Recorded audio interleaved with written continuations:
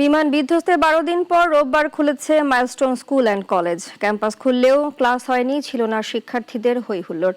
অনেকটা প্রাণহীন ক্যাম্পাস যেন শোকে কাতর। মাসুদ পারভেজকে সঙ্গে নিয়ে আরো জানাচ্ছেন সাইদ আরমান।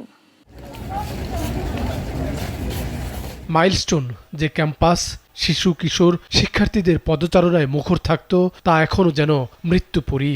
শোকার সহপাঠীকে হারানোর বেদনা কাটেনি এখনো।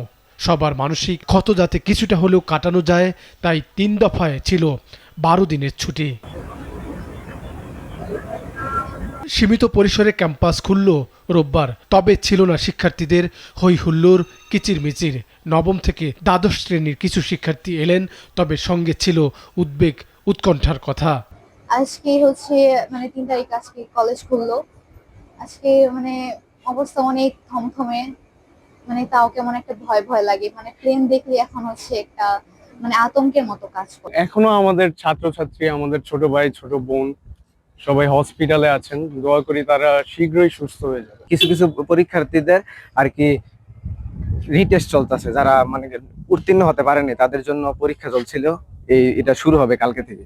আক্ষেপ মনে দুঃখ থাকলেও আর কি আমাদের টিচারদের সাথে আর কি এটার শোক পালন করছি আজকে আমরা। কলেজ কর্তৃপক্ষ বলছে সবকিছুই হয়তো শিগগিরই আগের মতো হবে না, তবে শিক্ষার্থীরা যাতে মানসিক সংকট আস্তে আস্তে কাটাতে পারেন তার জন্য সীমিত পরিসরে ক্যাম্পাস খুলে দেওয়া হলো। আজকে কোনো ক্লাসও নেই, আজকে আমাদের দোয়া প্রোগ্রাম ছিল।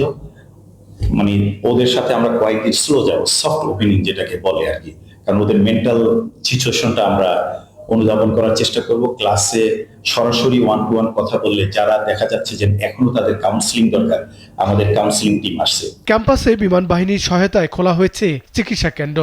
সেখান থেকে দেয়া হচ্ছে শারীরিক এবং মানসিক চিকিৎসা। আর কলেজের শিক্ষকরাও চালিয়ে যাচ্ছেন কাউন্সেলিং। আজকে কলেজ খুলছে, ছেলে মেয়েরা আসছে, আমরাও গার্জিয়ানরা আসছি।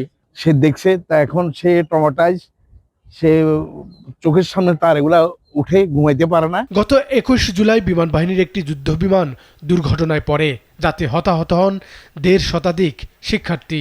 এখনো হাসপাতালে কাতরাচ্ছেন অনেকে। সাইদ আরমান, নাগরিক, ঢাকা।